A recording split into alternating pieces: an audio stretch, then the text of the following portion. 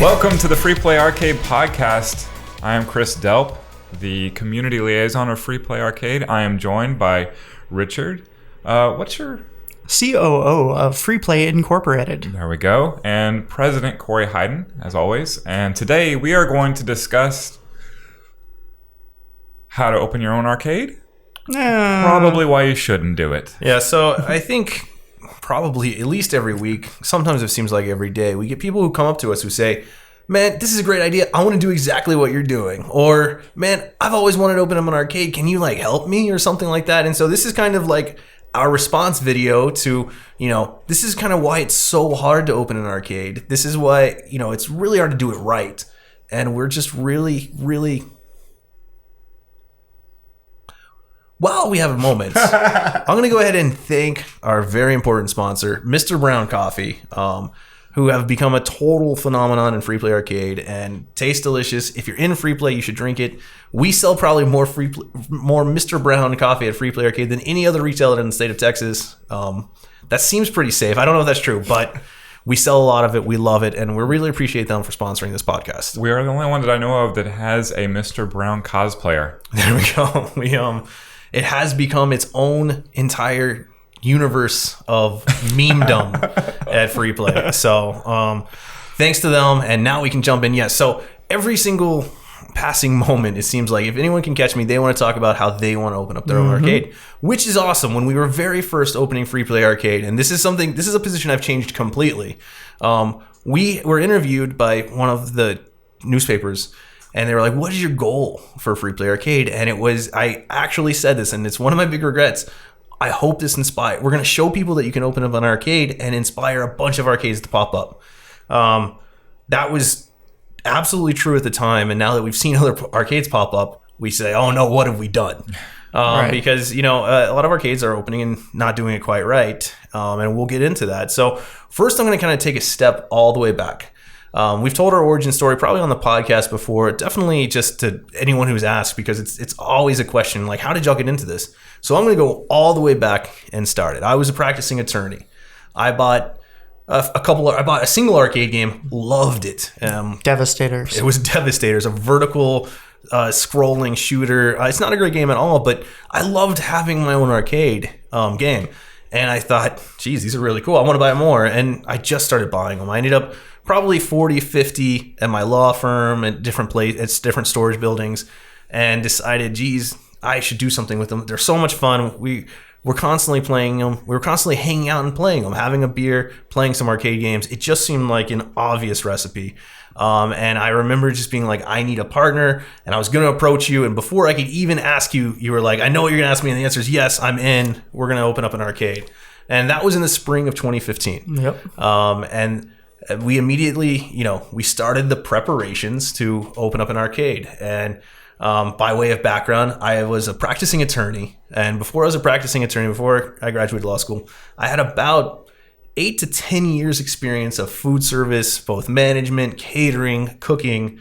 My family business was in food service, and we've owned restaurants since I was younger. And so I came up in the service industry. And, I'd always planned on being an attorney and everything, but I had that background. I had employee management experience, actual food recipe building, all of that I had natively in me. You were an event production specialist. Well, right. So my background's in technical theater and design. I have an experienced background in stage management, set design, lighting design, scenic work, a lot of carpentry, different things of that aspect. And before that, I went through a robotics program and did electronics work and a lot of that stuff. So we had a pretty good foundation between the two of us to tackle pretty much everything that we needed to do. So yeah, employee 1 and 2, we could not only handle all the legal work that came in, we had a huge step up on the kind of builds that might come up, the kind of understandings of how things worked, how to run a kitchen. I mean, you name it, we kind of had some experience with it, which was a huge step forward. And then just before we were going to open up the arcade, we bought a lot of 130 games or 140. We've talked about it on the podcast before, the Kelly Ray lot. And we went through it, and it was this insane lot. And we've talked about this before. I, over the course of those few months, learned how to fix more games than probably anyone that's a home collector will get the experience of fixing ever. And so I was immediately, and I kind of had like a natural predilection towards tech work. And then I actually got to get the experience. And so when we opened, I would say I was one of the better arcade techs in the country. Absolutely. And at this point, I would put my knowledge against just about anyone in the world. But when we opened, I was already there. And you had, that was the thing. You were tech number 2. You had experience doing all sorts of things, cap kits, diagnostic, technical right. I was definitely behind you on all of this. But, just spending that time, we'd get off work and we would go to this warehouse that we had over in Garland. And I remember you sitting there spending 16 hours working on the journey board that wasn't functioning, and just killing yourself trying to figure it out. And we just kept at it again and again. And the day that we shotgunned 80 games in one day, just trying to make lists and figure out everything that was wrong with them. Yeah, it was, it's an experience that it's probably unique in the world, because Kelly Ray had a collection, and if you go back and watch that, it ran every single possible style of game, every generation, you name it, he had it, and they were all broken. Absolutely. So that is the experience. I'm not sure if you were trying, you could build a better background for opening a retro arcade / bar. No. And that was, we had a plan. We were going to get alcohol. We knew our basic plan was, we knew we needed beer. Because we had seen, as we hung out with our friends, having a beer and playing a game, that was just, it was a perfect marriage. It went so well together. Well, before we had started everything, when we had done that, New Year's one year, we just invited a bunch of friends back to the law firm. Right. We were hanging out, playing all of the games that at this point Corey owned. Yeah, we probably had 30 games in there, something like that. Just having a private party for us and our friends, drinking and playing video games. And it was an awesome night. Yeah, it's amazing because it was pretty low key, but everyone that was there at that New Year's party remembers it as one of their favorite New Year's.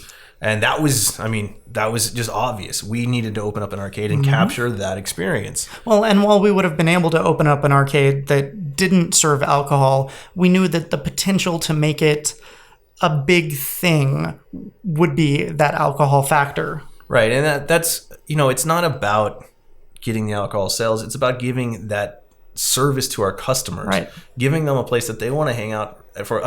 Alcohol sales are obviously eventually a business goal, but having alcohol there allows people to hang out, have a good time, take a break from the games, sip on their drink, talk, chat, converse. It turns it from a hardcore arcade where you're there, you play, you leave, to just a place that you can hang out at. A social environment where you can chill for a little bit. And so we have this background, and you keep people there. And we start the process of opening an arcade, right? I contacted the city and just being like, I wonder if there's any special laws that have to do with arcades. And the city was like, the planner who talked to me said, all sorts of people have called me in the past couple of years. They've had different ideas about opening an arcade. Here is the extremely strict permitting process you're going to have to go through. You're going to have to make sure all your filings are correct. All sorts of very meticulous things, which fortunately I was an attorney. It wasn't the end of the world. Then, of course, I have to make public hearing statements, all sorts of stuff. But before we got to that, when you first contacted them, you were specifically calling because you said, hey, we're going to have alcohol. We want to know what we need to do to make that happen. And they were like, wait, you're having alcohol? No problem. But you're opening an arcade? Right. You're trying to put more than 5 games in there. You need a special permit. You need a special use permit. You have to change the zoning of the building. You have to completely do a parking study. You have to, because it was a full zoning hearing. It was a full zoning process to have it rezoned to accept more than 5 arcade games.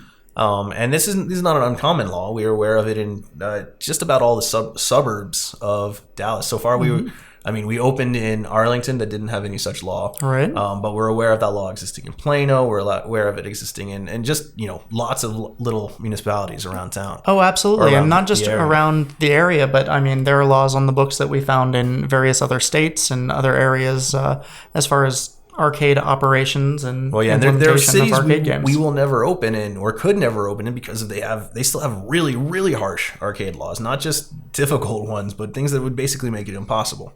So the step one, if you were like, so at this point we have probably enough games we already have enough games to open up an arcade. We already have enough technical experience to make ourselves probably one of the top tech teams in the entire country. We have a lawyer on staff. We've got someone who has done carpentry work, all sorts of extremely cosmetic repairs, right? Extremely valuable things that would come up if we were building, for example, out an arcade. So we start that process there. So for step one, if you're going to open an arcade, you need to somehow have a collection of 60, 70, 80 good retro arcade games, all in working condition, all in, as near mint as possible, with the understanding they're all going to get destroyed and your constant life is going to be keeping them going. Now, we definitely had the collection at this point, but I'm not sure that they were all quite in the condition that we needed them to. It's true. We learned a lot of lessons as we opened it. I'm sure we'll get to them. That just in amassing that collection has become a little bit easier over the last few years, especially as people like Free Play have caused the arcade market to increase in value substantially, which has caused a lot of arcade units to come onto the market because the prices have increased. So it's a little easier to find those games, but it's also, it's a complicated, we've taken arcade curation to a science. I have a specific types of games that I need in there. I have specific nostalgia games that are there that aren't necessarily great, just to evoke a little bit of nostalgia. We have all sorts of different, it's a whole design aspect that, we had to learn, but you can't just take any 60 games and throw them out there and expect for them all to work. And I know that there are a lot of people out there that have tried that and failed. And it's definitely not the obvious games. And, the Free Play lineups are public, but it's probably hard to discern exactly what we're doing there and why it works so well. Well, right, but I don't think it's as obvious as people think it is either, because you can take the 60 most popular games that came out, put them all into a room, and still have an arcade that doesn't feel good. And I don't think that that's something that people realize as much. Right. It is about having that balance and that level of discovery that we seem to create. So yeah, I don't even remember. We had a ton of arcade games at the time. Some we knew couldn't actually make it to the arcade floor. Some we were hoping that we could fix to the point that we could keep them on the arcade floor, and others that we knew we had to have. We weren't going to open a retro arcade without Miss Pac-Man, that, for example. Oh, of course. So we had all of that. We called the city, and we were told this extreme permitting process, which no matter, we've done this now. We're on our third arcade. It's built out. It's ready to open. And no matter how good you are, you're going to run into delays, to problems. As we've built these businesses, we've encountered a lot of similar business owners who own bars or restaurants or whatever, what have you. And what I know is that anytime you project a date, it's going to be hard to hit that date. It doesn't matter what date you pick. Yep, it's almost not worth doing. Right. Well, yeah, I don't know why I keep doing it, but that's my own insanity, I guess. We're gonna keep doing it though. Right. This is the date we're gonna open, but probably we promise we will fail at meeting our date expectations. Yeah, and it's unless we actually make them, and then you can be happy. Then there's all sorts of other problems that you run into. Things like the economy being good means there's more permits going through that cause extra delays that are unexpected.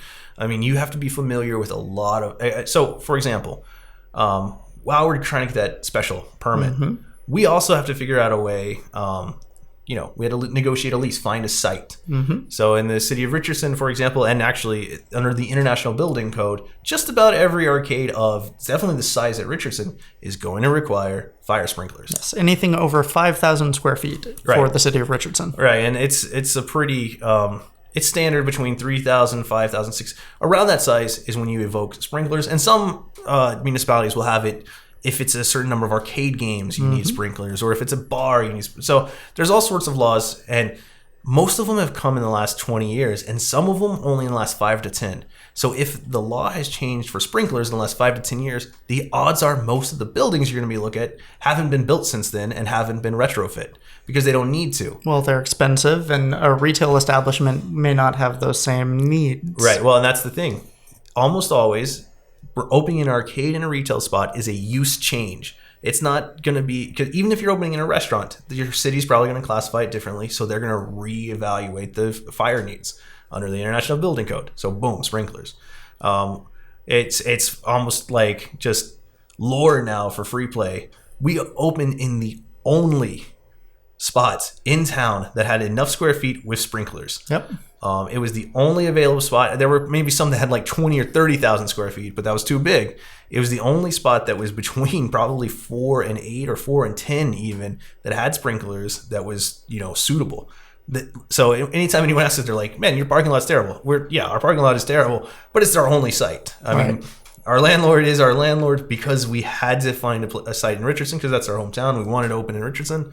And that was the only one that satisfied all of the legal requirements. Mm-hmm. So, I mean, I actually love our Richardson location. I think it's amazing. Oh, it's amazing. It's worked out really great. It's home to me when I walk in, but it was home because it had to be home.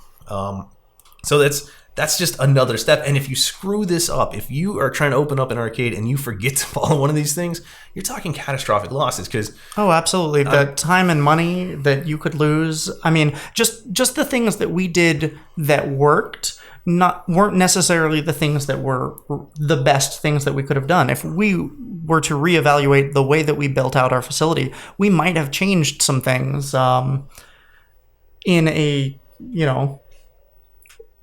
view from the future. Right. Well, yeah, I'm sure we would have. But this on our first location, I mean, we have months of daily sweat equity that we had to put in. Mm-hmm. You and me, I mean, multiple also. Occasionally, Paul. Yeah. I mean, and tons of, temporary employees, permanent employees. We start hiring people. Everyone has to have a hand in there. Everyone is working, and it takes months, not to mention contractors actually doing the real hard, crazy stuff.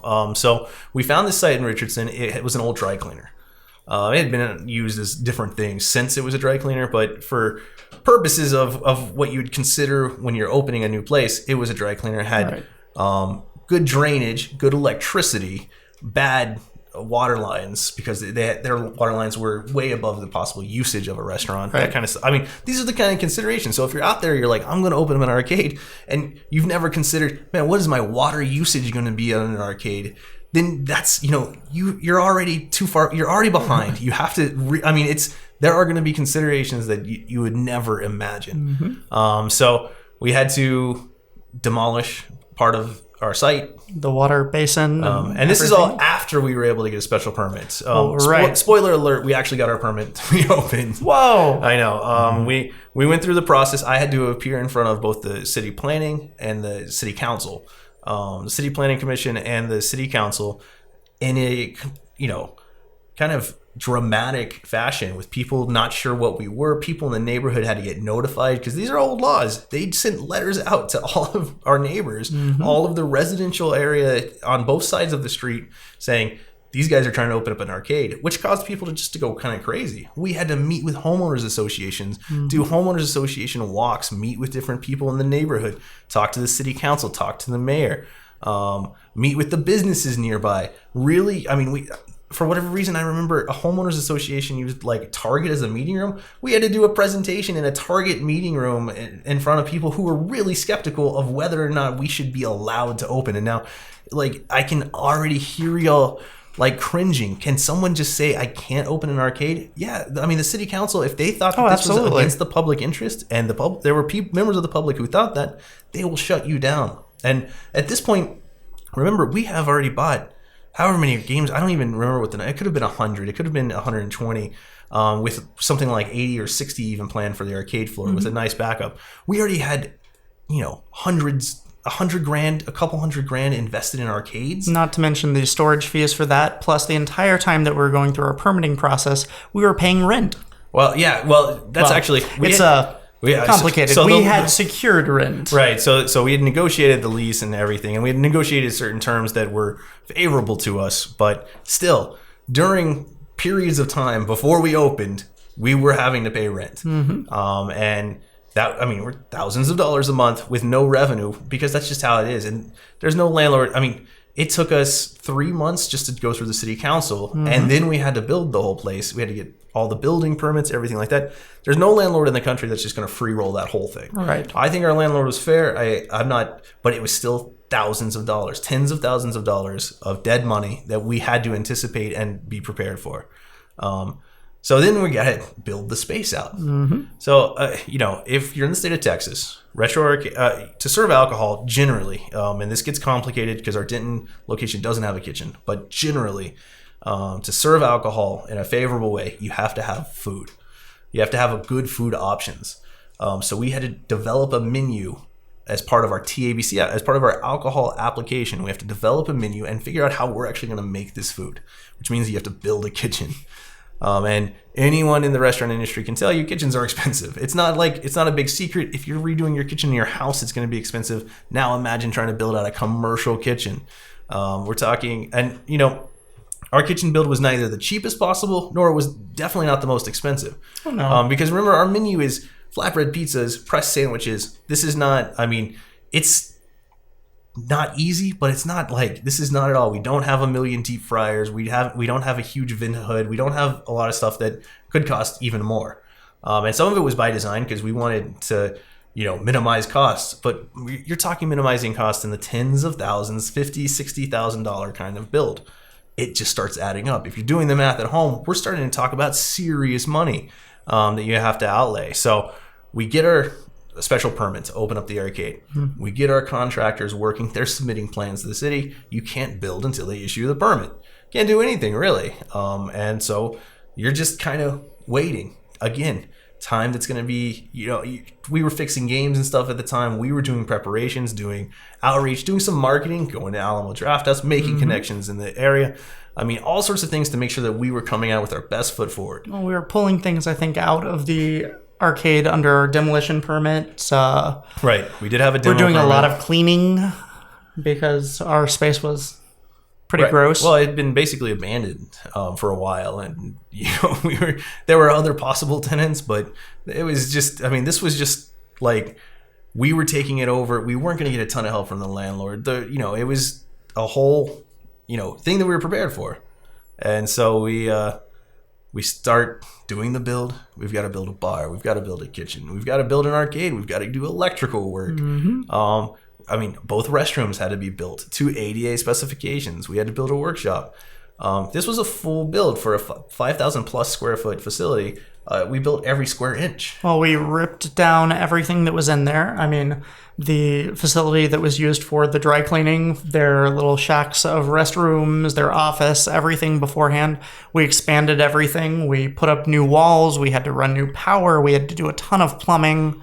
Now, in some ways, it's kind of interesting because we've proved that the business concept can succeed. Absolutely. But when we were doing this, no one had ever... We talk a lot and we get some pushback, but we're the very first ever arcade that combined free play model with alcohol, period. There was no one that did that before us. There were places that were doing it for a single night a week, but they were still mostly quarter-driven arcades. Right, yeah. There were quarter arcades that had special nights that would do it like a free play night. Right. And most of those are still quarter arcades. Absolutely. A free play arcade with alcohol is still a rarity, but we were the first. And that was the model. The model was going to be you pay a set price, everything's on free play. That's the other thing. We had to do all sorts of planning, calculations based on costs, revenue, and fortunately, I'm pretty good at that stuff. I have a background in litigation and financial services litigation, so I have a decent amount of accounting background. I know what to actually expect, not to mention all my restaurant experience, so I could know what was going to be realistic in terms of people coming through the door, money you're going to make. And now if you're still listening to this and you're still just it's so much work. If we were starting over, we might not make it. It's so much harder than I think we expected, which is okay. We knew it'd be hard, but it was a long process. Every single day we're up there. We didn't build the walls. Well, we were doing 14, 16-hour days at times. Easily. We were working into the night, sometimes till 4 or 5 in the morning. Well, if our family needed to see us, they had to come to the arcade to see us. And so this is all before we open. And here's what's going to be really crazy. We're going to get through this. We're going to build our kitchen, come up with the menu. And I think it all looked pretty good. But we weren't anywhere close when we opened to where we are now. Oh, no. And it was, our arcade lineup was fine. It was good, but stuff started breaking at day one. And we'll get to that. But so we're opening an arcade. We get all of our permits. We get a TABC license. You have to learn the various ways that distributors are going to work with your alcohol. You have to figure out how to get alcohol. You have to figure out your service laws. You have to hire employees. You have to figure out what your staffing requirements are going to be. You have to figure out if you'll ever have enough revenue to support even one staff member. Right.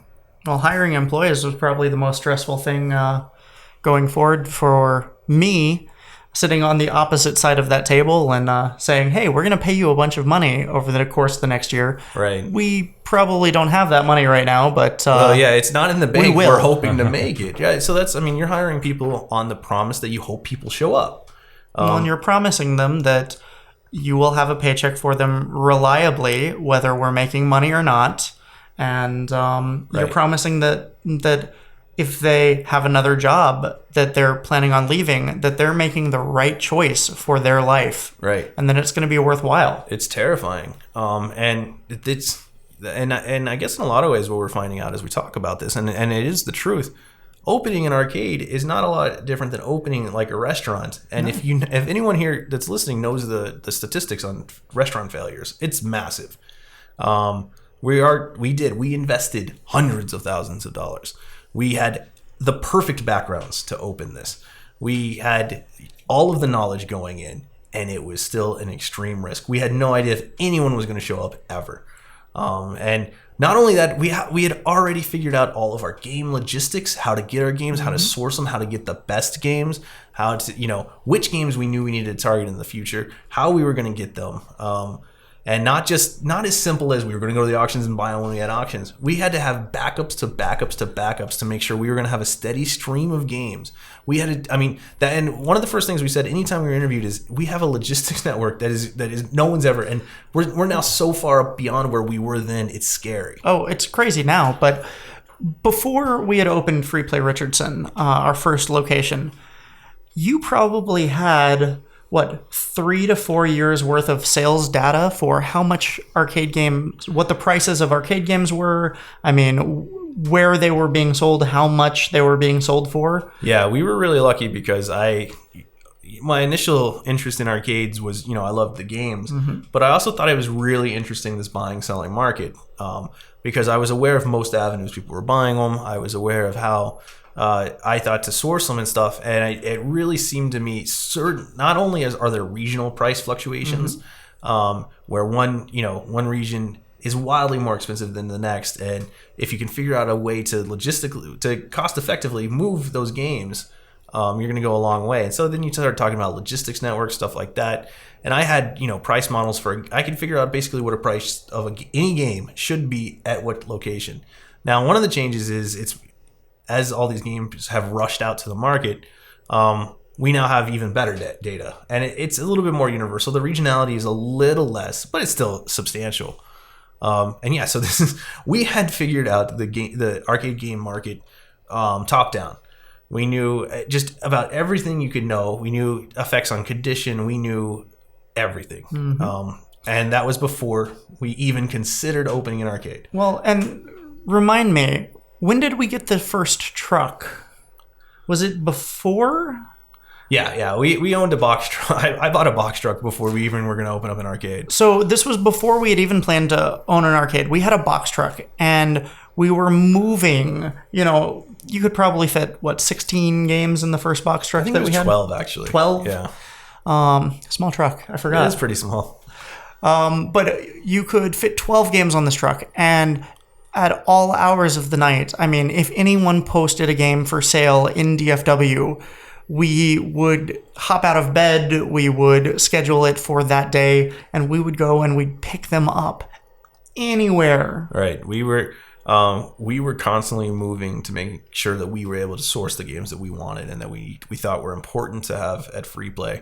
And also if we thought it was a good deal, because we have at this point we have never turned down a game to buy that we thought was reasonably priced.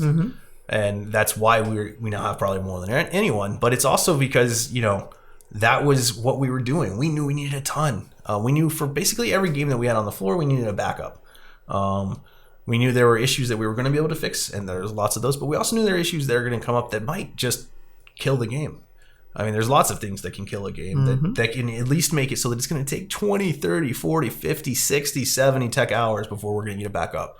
And if you're sitting there at home and you're thinking, I have an arcade game in my garage that I've been able to keep running, and I probably have 60 or 70 hours. Now multiply that times 100, because you're going to have 100 games on the floor.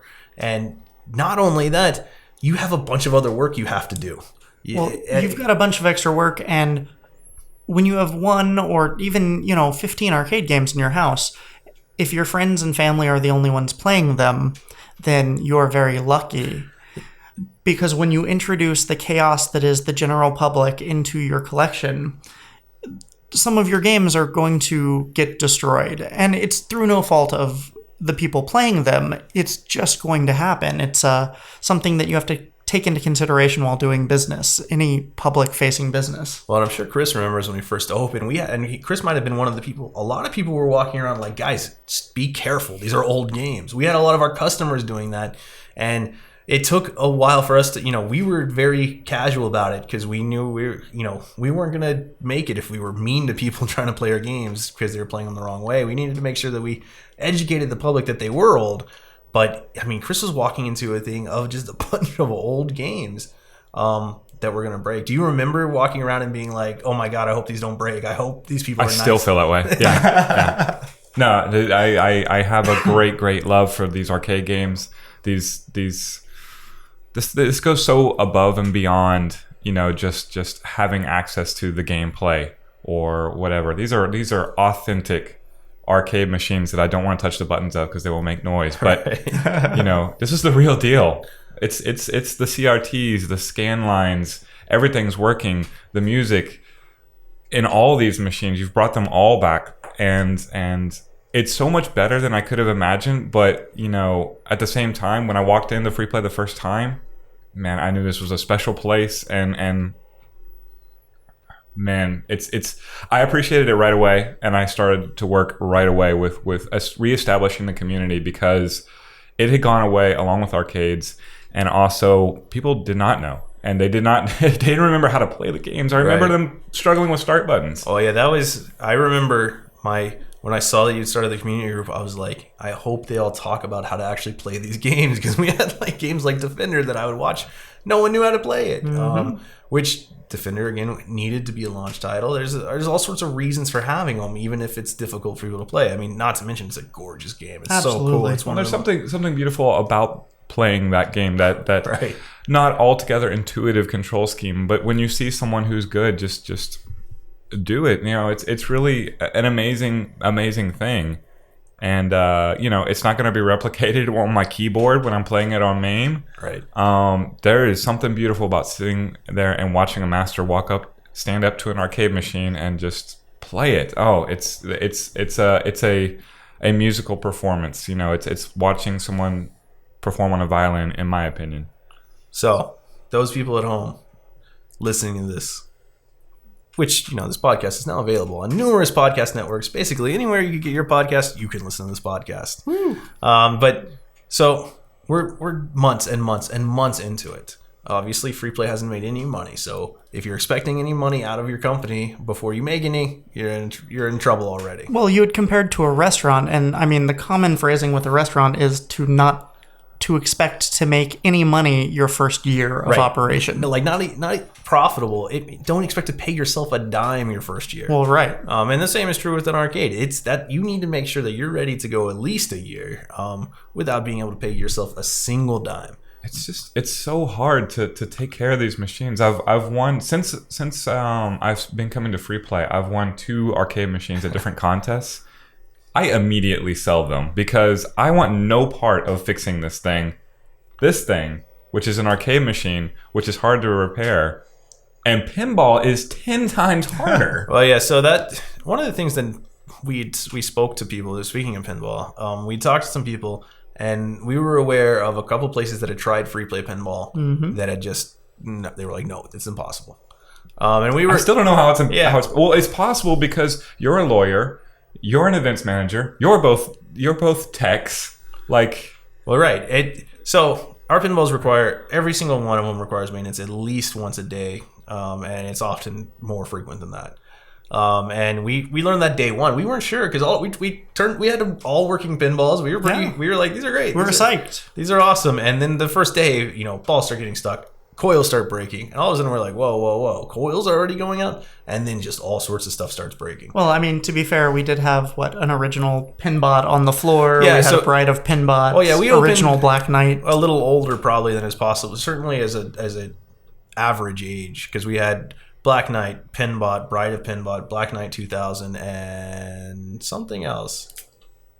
Was roller games at that point? No, we didn't get roller games for a while after. We'll have to look at the old photos. I'm really curious now. We had one more. It was out of theme. It was it Whirlwind? Could have been. I don't even know. Yeah, they're all blending in. Whirlwind. I played it, whatever it was. Yeah. So we opened with those 5. That was probably a little too old, especially, Pinbot's always going to be hard given the way the visor works.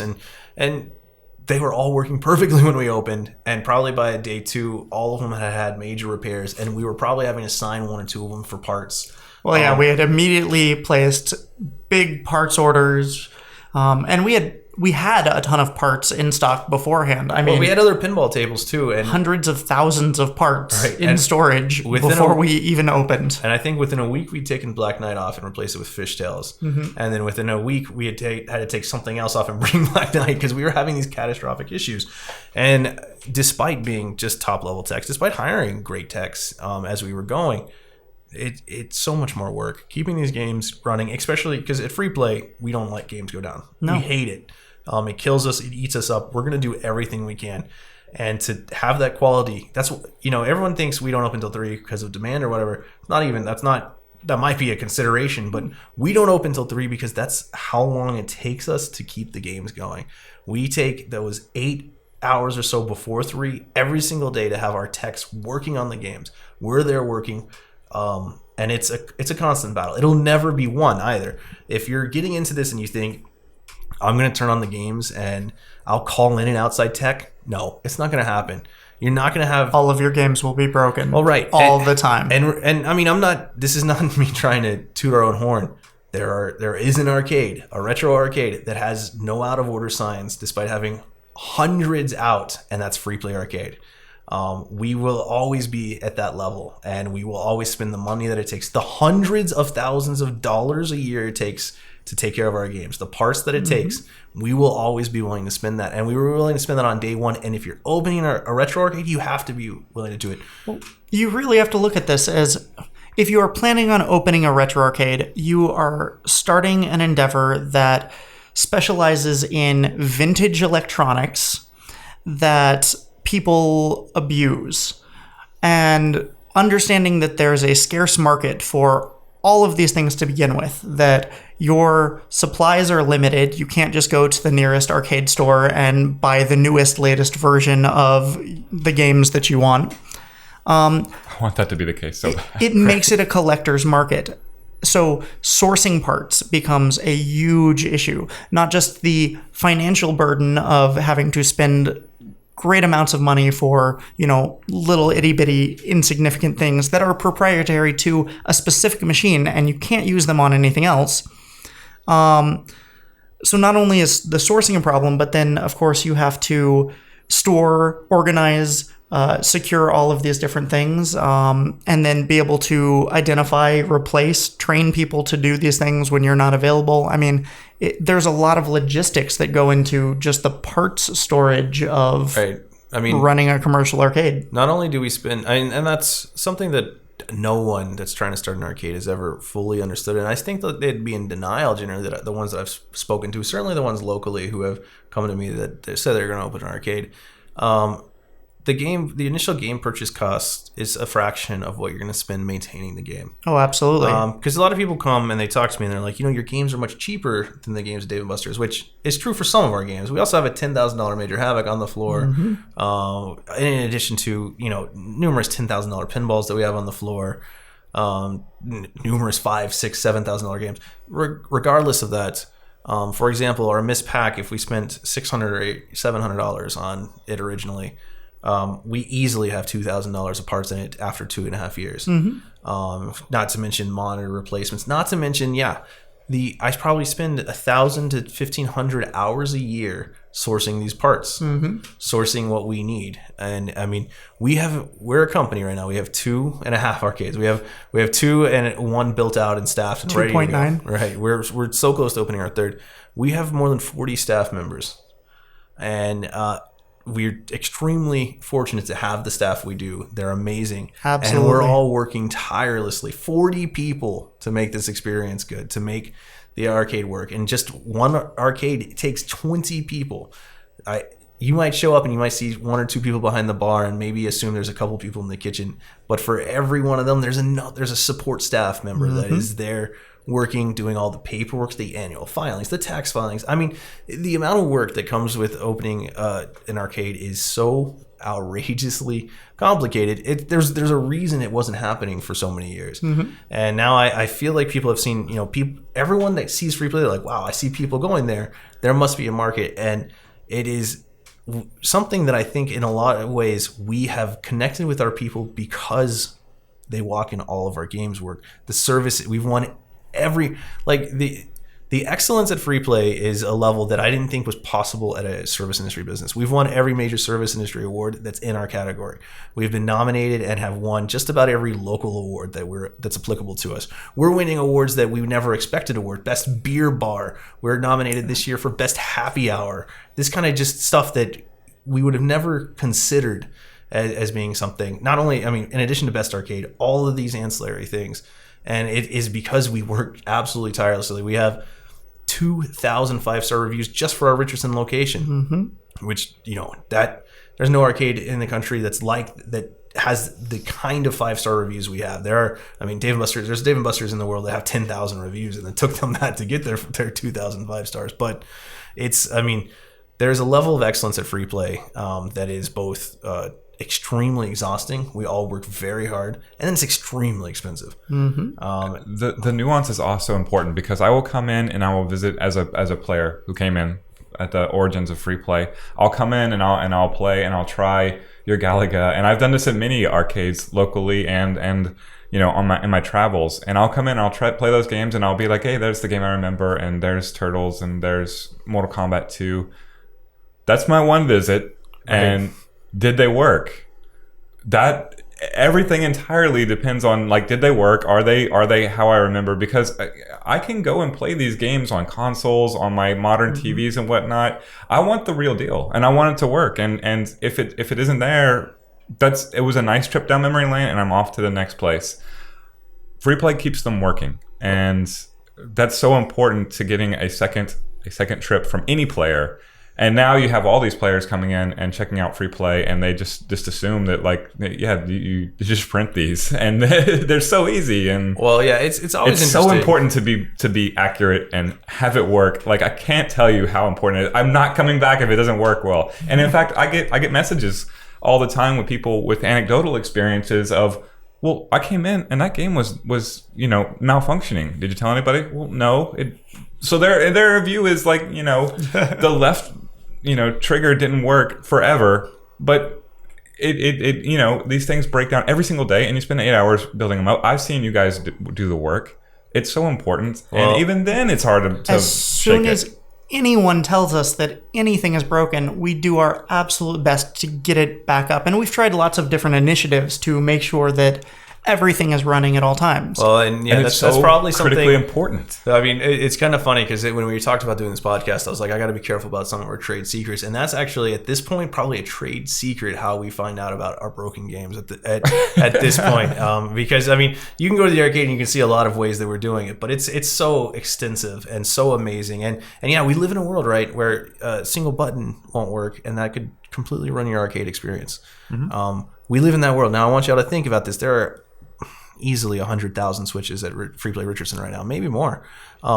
If any one of them goes out, that alone could sour someone forever on your arcade. So if you're talking about, I want to open an arcade, remember, you're not going to be able to be like, guys, these are old games. They're going to break sometimes. You're going to have to keep them going in that. And, we've had competitors. We've had just absolute trash heap competitors decide, hey, you know what we're going to do? We're going to take a shortcut. We're going to throw an emulator in there. We're going to throw modern hardware that doesn't actually go with that game because it'll be easier to repair, that kind of stuff. And universally, we have seen consumers reject this. And those, it's not that everyone will reject it, I guess. So maybe saying it universally, but what we've seen is the long-term effect of that is you slowly kill your own arcade. Right. And so I'm going to take a quick step back. So we were about to open. We've got hundreds of thousands of dollars spent. Contractors, permits. Then you got to do marketing. You got to get people to know. And it's really funny because people come and talk to me and they're like, Free Play like never does any marketing. And I'm like, and what's really great is that means I'm doing a really good job. Because that means, because I handle just about all of our marketing. I mean, obviously, Chris, the community group is a whole nother sector of. I think you can consider word of mouth and the community group to be their own thing. Right. That's a whole nother level of marketing. But our direct actual outreach to direct consumers, most of them don't even realize that that's happening. They don't realize that we're, and again, we're marketing. Marketing's not cheap. It's not easy. It's time consuming. You don't know what's going to work. You have to learn this. And because, if you're starting a retro arcade, odds are you're not going to have a $2 million budget to go get a high-end marketing company.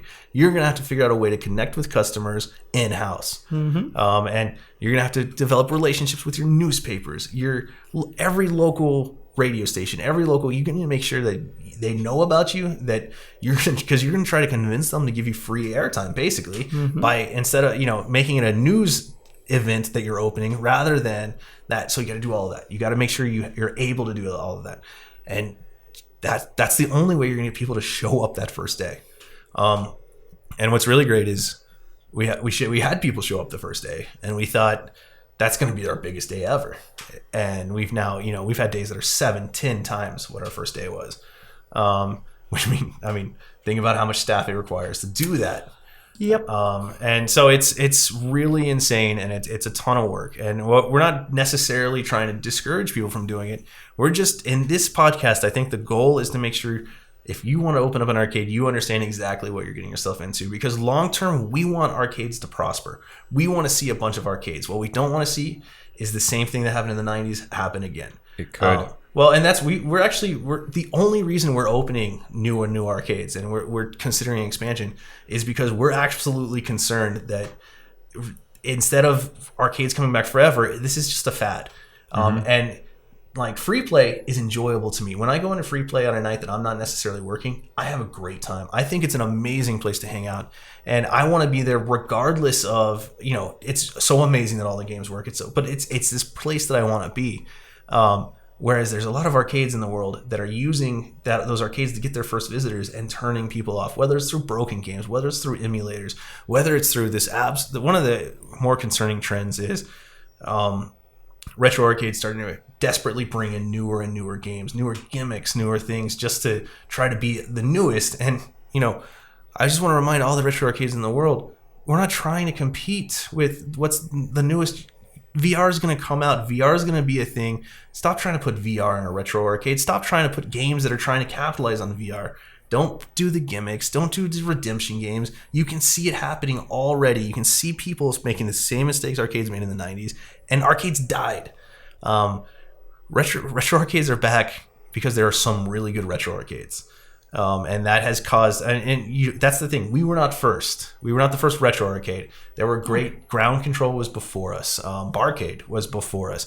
In addition to a ton of others. A ton of other good arcades. Logan's Hardware, good retro arcades. But no one has quite actually put it together the way we have in terms of that free play model, which has totally changed the game in some ways.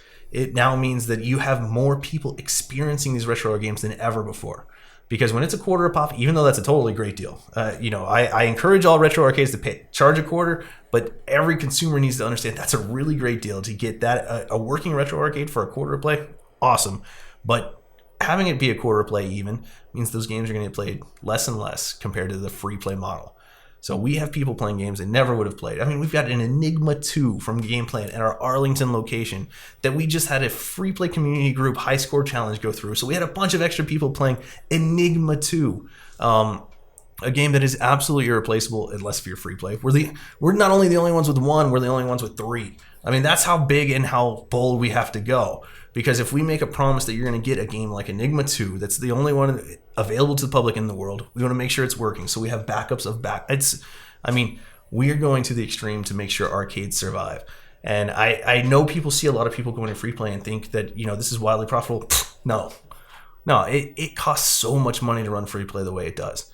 And that's really important to us. We're really fortunate to have the people we do so that we can run free play the right way. Right. And it's as we see more arcades open in this kind of way that's taking shortcuts, taking advantage, and then getting desperate and chasing it down. It reminds me a little bit. What was that documentary of was it The Lost Arcade? The Lost Arcade? I can't remember. It's about Chinatown Fair. So it's Fair. about Chinatown Fair, and you see the guy who buys Chinatown Fair, and he slowly is trying to figure it out, and he's just doing all these strange, bizarre things, just desperate, and you can see him falling into the exact same traps that every operator does. You can see his ignorance buying the arcade, and then it's a tragedy. It's not uncommon in this world, and it can happen, and we need to appreciate these places. Well, and I will never be upset at people copying free play. I will always be upset at people making like a fake copy of free play. I've used, because we've had a lot of media asking us about all these arcades that are opening up. Mm-hmm. And what I say is, when you make a photocopy of something, it often is not the same quality as the original.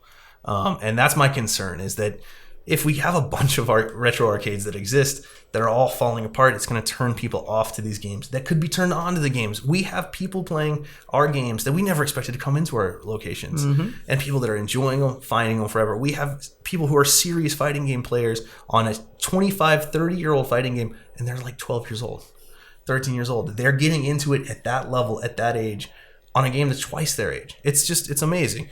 And the only way we keep that is by keeping our games perfect and keeping our product perfect. And, even us doing this podcast and saying, being as negative as we have been, we're totally underselling how hard it is. We've not talked about things like music royalties, video royalties. We've not talked about things like point of sale systems, training employees. We've not talked about developing a menu that's actually good, because it's not lost. We have tons of great food reviews, and it's really impressive that we do. But I think it's lost on most operators that our food is actually good. We have arcade food that people want to eat. And I was so proud last night. My wife and I, every Friday night, we try to get the free play experience. We try to come to free play, hang out, have a beer, order some food. We ordered 3 of our personal pizzas on the thing, the little flatbreads, and they were all amazing. They were so good. I was so impressed. And I was, I'm the one who developed the recipes, but I was like, this is so good. And it was just interesting to think, there was never a time in my life I was like, I want to go to the arcade and eat. Like that, and that's what's so. I mean, you don't want hot dogs and nachos, right? And all that, the cheese sauce. I mean, and we've definitely elevated that aspect too. Not to mention figuring out how to stock. We had a couple comments recently that were like, I keep going to free play and having this beer, and every single time it's 1 week old. It's the freshest IPA I can find, and it's at an arcade. And I mean, for those of you who are not beer heads, the current thought process regarding IPAs is the fresher the better. And we've had beers at free play that are a day old. We've had IPAs at free play that are a day old. We have beer logistics networks, stocking systems, you name it. It's just, and at the end of the day, if anyone asks how is this all possible, it's by not worrying. I mean, obviously I have to worry about expenses, costs constantly. That's like my biggest job. But it's by never taking shortcuts. Well, I think that the real key is that the operation of our business is not about making money. Right. That's not the number one goal of free play. And not to say that, of course, that's not an important aspect. We have bills and employees and other things that depend on it, but we create an experience, and we are doing something that's bigger than just running a business. We are creating a new community. We are growing a love for games that deserve to be loved. We are doing a lot of different things that, it doesn't come with just throwing a handful of games into a room. It comes with cultivation and curation and a lot of work. and what we put into the arcade that makes free play. Well, yeah. I always tell everybody that I feel like I have 3 bosses. You guys are one of them, right? The players themselves, the community, that's another one. And then the games that deserve the love. Like, the games are the 3rd boss. And I feel responsible to each of those 3. And that's the only way I could be happy with myself in this job. I've never thought about it that way, but yeah, the games are all of our boss, right? Mm-hmm. The games are the boss, and they're the hardest boss you'll ever have. No, when someone throws a criticism at me that I favor one game over another game, like, I take it to heart, because I really care about every game not named Dr. Mario in the whole place, and even that's a joke. Right. Like, I love Gauntlet Legends. I love all these games, the games that even I don't even get a chance to play, and I feel like they deserve to have that moment where a 15-year-old comes in and discovers, whoa, this old game, I really like it. Mm-hmm. Well, yeah, and we have people discovering their new favorite games every day, mm-hmm. and the only way that's possible is through quality, and not to mention. And there's no way I could spend 10 hours talking about atmospheric theory inside of an arcade, how the arcade being right is what makes you love a certain game in a certain time and a certain thing. And that is, this probably sounds as crazy as anything you've ever heard, but if you're opening an arcade, you need to think about what the player at the time will be feeling, what music they need to hear in their head to make that connection with the game so they'll love it always. And so we come off as crazy arrogant a lot of times. I do, right? I'm known pretty well in the arcade world as this guy who thinks he's got it all figured out. And in some ways, to the extent you're asking, I have it all figured out. I want all the games working perfectly at all times. And that is the free play goal. And if your goal at your arcade is any less than that, I don't like that. I'm upset about that. I want people to enjoy these games, even if that means, free play has to pay a ton of extra money to make sure that that's possible. Even if it means we have to hire extra employees, train extra employees, go through everything. And that's why, we don't like to talk negative about others, throw shade, really. It's not really our business. It's really, we want people to do their best, and we want these games to have that second chance. And we have found that there is a second chance for these games, but not if you screw it up. So that's why we're expanding. And if you're looking to open up an arcade, if after you're listening to this, you're still like, what I want to do is open up an arcade, which sounds crazy to me. But really, you got to focus on, the games, the players, the people who are going to come in and figure out a way to make it profitable while doing right by the games. And that's what we're always going to do. And that's why we're opening more arcades, mm-hmm. so that we can make sure that as many people as we can ensure get a chance to play the games actually do. It took us months and months to open, cost us hundreds of thousands of dollars, and then people came, which was great. And we're really proud of that. And we've been able to continually acquire games. And in many ways, we have to open up more arcades just to put my games somewhere, because I'm constantly buying games and I love them like my children. It's also a battle because, early on we had the discussion about doing right by the games, and it wasn't fair if they were all just sitting in warehouses. It's true. Now with what we've created an expectation for us to rotate games every week, to bring new things out, to change things, to do all of this. And that does require us to have quite a few things in our backlogs and in our warehouse storages and different things. But it's not fair to the games that they don't get played as much as they should. And the more we can rotate them out, the more that we can get them the exposure that they deserve, the better it is for everyone. And the more we can learn about game lineup theory, cultivate the perfect experience, think about things that most people don't think about. Why free play is the way it is. And we get reviews all the time, and I read every single review. I've read every single review that's ever been left for free play. And we got a review just a few days ago that was, I really wish something like this existed in Chicago.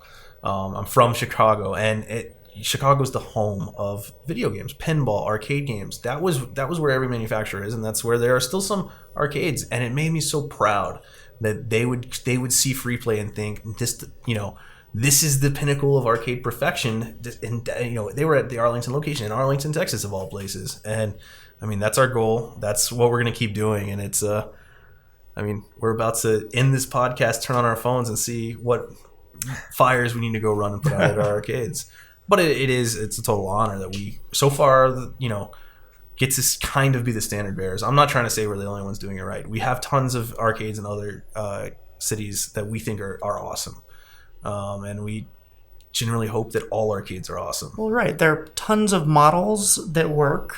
There are tons of arcades that are doing a really good job. It's just all about doing the right thing for your arcade. And if you're thinking of opening an arcade, don't do it because you think it's a cool fad to try to hop on and make a quick buck. It's not going to work. It's going to end in failure. You can go ask anyone who opened an arcade in the mid-90s what that was like. It's not fun. It was the destruction of the arcade world.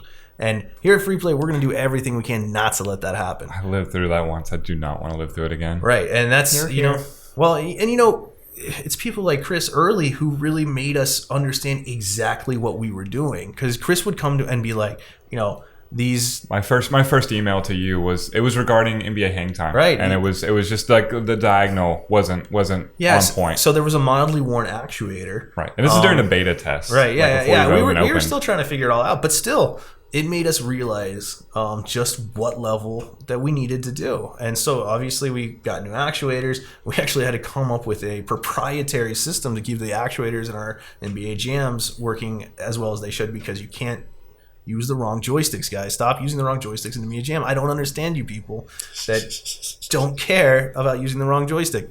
So anyways, we figured out a way to make the right joystick last a long, long time and still hit those diagonals on the actuators. And, you know, anyone who's done arcade repair can probably think about what we've done and figure it out. But that's the kind of level immediately Chris was like, this is what would make the arcade better, and we're constantly working to make the arcade.